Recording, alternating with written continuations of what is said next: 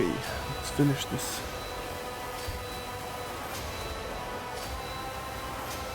If you are the real governor, why bother masquerading as a fool? Left some intriguing notes behind. In them, he appears to be describing the switching of bodies. Is this part of your plan? You're perceptive, aren't you? My previous experiments were failures. You have met some of them actually, including Flat Holt himself. Remember the crazy mutant by the Phasmophorius? His brains turned out to be a bit of a complication. Mocking laughter erupts from behind the mask, making the fool's body shake all over. But do not fret, this time it will work. Irregularities with the tide were part of the plan too. What is the altar of change? The fool gestures toward the object in front of the sculptor. A great artifact with Tavrisk carved from this planet unique gift, the Sertium. Take a good look at it while you still can. The arbitrator gives you a subtle nod. The cybermastiff is close enough for a decisive lunge. If you are the real governor, why bother masquerading? I suppose the irregularities. If you grovel before me, I will be merciful and let Solomon finish you quickly. Fool, or perhaps you are just a madman. Bluff. Enough talk. For a real governor, why bother masquerading as the fool? It is simple. Who would take a poor, pitiful jester seriously? Who would even spare him a glance? Beneath this fool's cap, my hands were free, and I could devote myself entirely to preparing for our grand finale, and to conceal the tracks of my little mischief. I found a replacement. Roldo wanted to play at power, and I graciously let him. Shame he didn't rule for long. Bluff's jeering laughter carries on no hint of pity. And all of it for this one day, this exact moment. The elation in his voice sounds almost maniacal.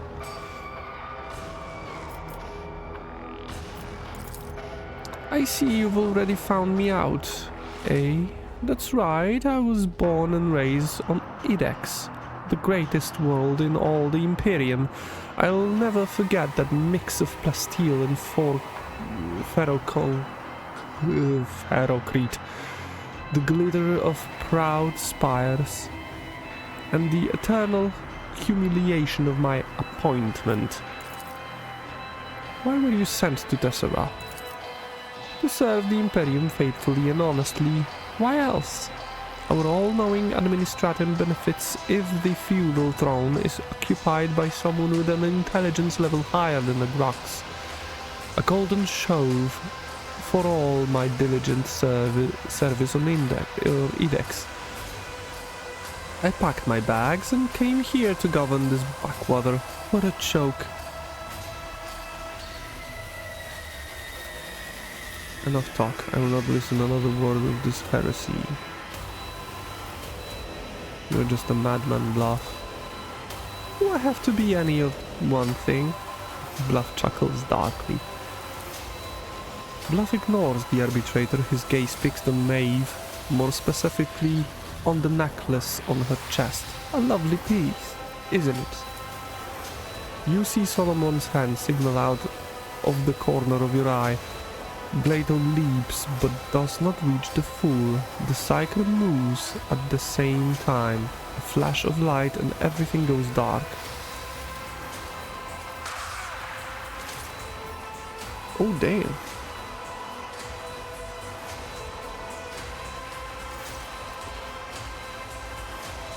You are surrounded by the smell of old rust.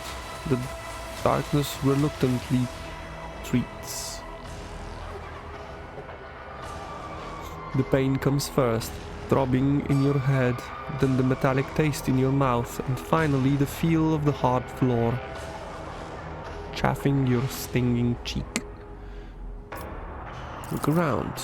You see Bluff through the bars of the cage. The mocking smile on his sinister mask seems to grow even broader.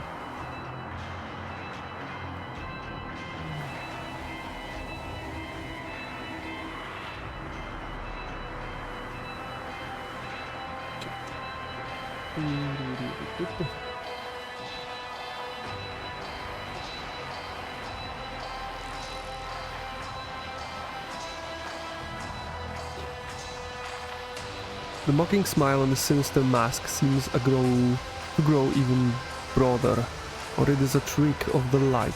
Maeve, as white as sheet, with a dark abrasion on her face, weeps quietly as she stands stock still beside the fool. There are markings on the floor at your feet, a crooked circle bordered by unholy symbols. Bluff is standing in the center of an identical circle. You hear a quiet, measured scraping sound and an old man's muttering coming from the depths of the hall. The few words you manage to catch sound nothing like Gothic. Rogue Trader, can you hear me? You turn the voice. Solomon is trapped in one of the side cells. Apart from bleeding bruise on his forehead, he appears unharmed. He's more than just petty bubble. I take it. When I get out of here, you are dead. Let's make a deal. Let me out and you can ask for anything except my death. How dare you attack me? I'm a rogue trader. So right. I'm fine. He looks away for a moment and then back at you. Under Bluff's unwavering gaze, he cannot communicate any more clearly. You look over to where Solomon indicated. Glato lies motionless in the middle of the room. Judging by the flickering lumens on his implants, the dog is still alive.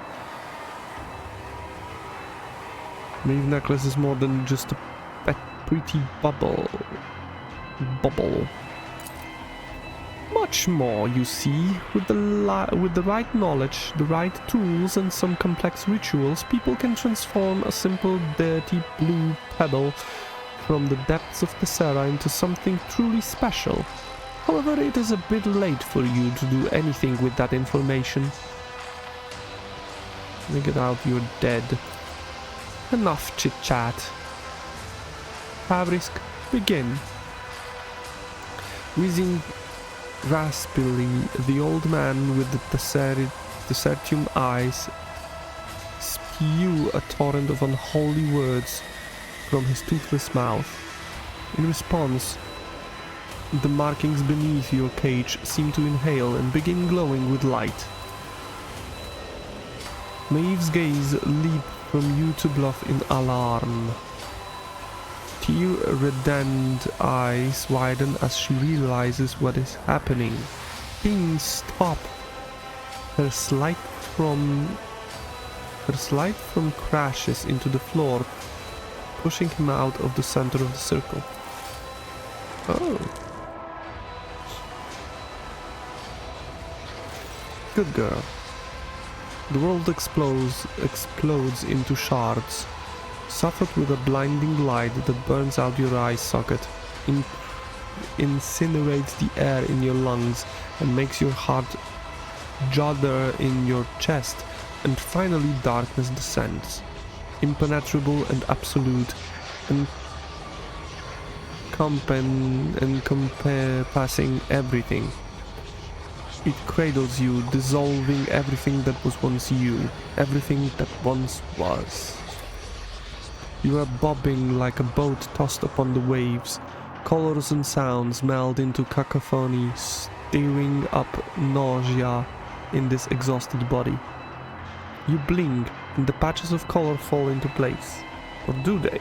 Across from you, in the cage, you see a frightened, disoriented face. An expression you have never seen in a mirror. Oh my god, I'm Maeve! At your feet lies a gaudy mask that has fallen from the fool's face, covering his wrinkled visage with both hands. The ugly and enraged governor of Tessera rises hastily on trembling legs. Staring daggers at it, you Roldo shrieks. Roldo? Well, seize her! Seize Maeve! The guard takes a heavy step in your direction. The look on his face promises nothing pleasant. Solomon, now. A sweet melodious voice rings out. Not yours. Plato, attack. Your head swims, and through the haze you recognize the figure of a guard coming closer and closer with no sign of stopping. Your gaze sweeps over the room, searching for a way out, for a solution, until somewhere at the periphery of your vision you notice a streak of scarlet. It is the Cyber Mastiff's visor lighting up, giving you a chance to run.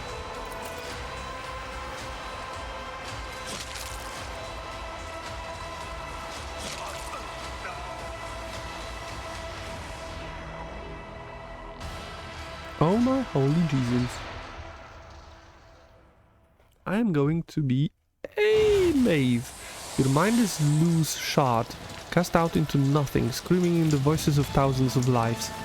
Are they your lives, or do they belong to another? The blood cracks branch out, biting into every scrap of disjointed thought, ravaging, hungering to shatter what little of your own self remains. A cry gurgles in the depths, a plea to make the torment stop and let you dissolve in unconsciousness. But something has sunk into its claws into you, keeping you in place, fusing you back together piece by piece, methodically and tortuously. It continues to skewer the shreds of your identity onto the thread of existence in an attempt to outpace the all-consuming void. Your memories of last several minutes are incoherent and painful. The flash of sorcery, the leap into the unknown, Solomon shouting something. He gave Glato an order, but what order was it? Any attempt you make to process what happened only pulls you deeper into unconsciousness. You are wrenched suddenly out of oblivion by a blunt, merciless bite. You try to breathe and hear your own ragged wheeze. Sight gradually returns to you, and an angry horse head emerges from the mist. You are back. You are alive. Focus your gaze. Slowly, your eyes begin to put together a sordid image. Everything around you is brown and disgusting. Hay, wood, blood, dirt, horse. The trapdoor you jumped down has led you to a stable. A stable is a place for peasants, not sovereigns. But somehow your body remembers the sense of poverty. Your consciousness expands heavily, like sick lung. You remember a large basket, bundles of food clutched in your hands, and the grateful smiles of the hungry. God damn, this quest is good. Feel your body. Your hand finds something on your chest, something so cold it burns your fingers. For a moment you think that it is the real you, the shard of your will lost in the flow, but it turns out to be nothing more than a Tessarium necklace. As you look at it, the crystal stares back at you with its steel blue eye. The fool's wrinkled face suddenly emerges from the reflection, and his gloating voice seems to hang at the edge of your awareness. This body remembers pain and electrified air, something bad. Shout. Your shout is as thin as a death cry, and unbearably shrill. Still, it is just strong enough to make the creature stop trying to bite you and back off. Memories that are not your own tear into your mind, replacing your thoughts. It occurs that someone else used to scare all the monsters away. A big brother, so funny and always smiling. With some effort you manage to force his gentle face out of your head. Rise to your feet. You sway as if from sickness, all your limbs feeling impossibly fragile. Scrawny legs, frail arms. These do not belong to you. This is a costume, and it is not yours. It does not fit your status. It is the wrong size, and it still carries greasy traces of its former owner inside. You are overcome with the urge to tear off your flesh and throw it away like a worn glove. Willpower test succeeded. You gather your will and repress the desire to peel all the skin off. What will happen if it failed? Would I die in here or make myself some not experience but damage? The mad impulse recedes. The memories that linger in this body may yet prove useful. To complete the picture, you have no choice but to look into a nearby water through at your reflection. You see familiar features. Some unnatural force has dragged you out of your body and into that of Maeve, Roldo's lady-in-waiting. Now that you have spent some time in the stable, you feel a little more accustomed to your new limbs. Where is your own mortal shell? Now it came to me. This fool, this bluff guy, ripped his own face, gave it to her brother.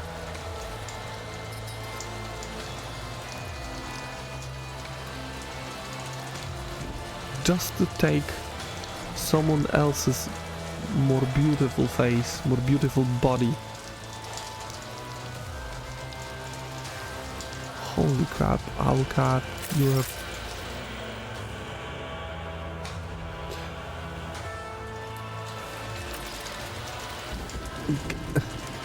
People who wrote this are just... Holy crap. They're good. Too much through scraps.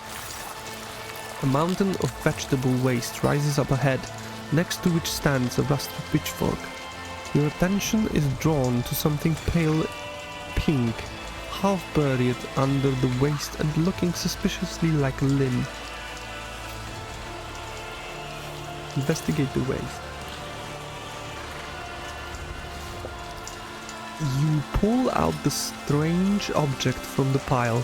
What emerges is a human forearm, crudely severed at the elbow. The horse behind you sniffs and cranes its neck. Take the arm. You pick up that used to be someone's arm. The horse looks at the dead fingers greedily. Pick up the pitchfork. This could be a decent weapon, if not for one problem. You lack the strength to pull it free from the earth. Step away from the heap. The horse behind you snorts and shifts about. End the dialogue. Can I go out? Yes, I can.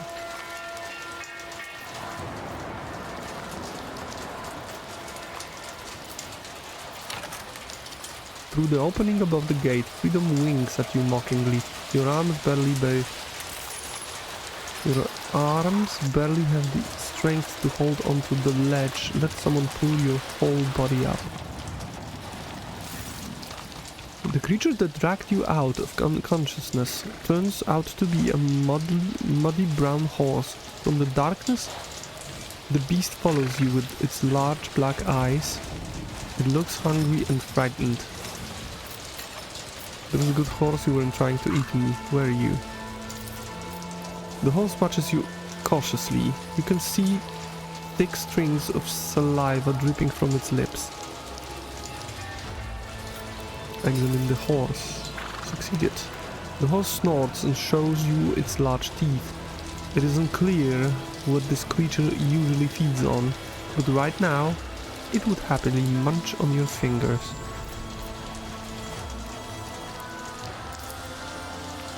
The animal's nostrils flare in agitation. It pauses for a second, watching the arm's trajectory, then trots after the threat with a rumble.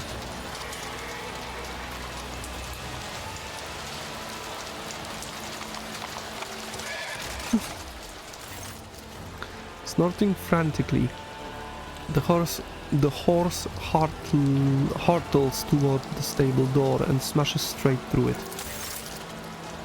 The sight of the stable hand standing in the doorway portends nothing good for you. The man's face is savage, and glinting in his hands is a meat cleaver.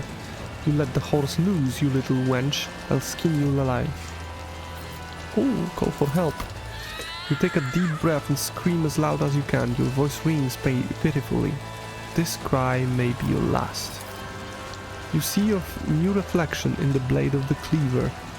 There is no way out. At least this foray into the life of Thessarian peasantry has been a short one. An abrupt metallic clang rattles the stable. Something very heavy is coming your way, and at terrifying speed. Chucky! Thank you. The cleaver, raised for a strike, falls from the man's hand as he screams, assailed by a whirlwind of fangs, fur and metal. Having emerged from the gloom, the cybermastiff does not give the stable hands even a single chance. After ripping out a part of his spine, the beast spits out the corpse and looks up at you. Glato?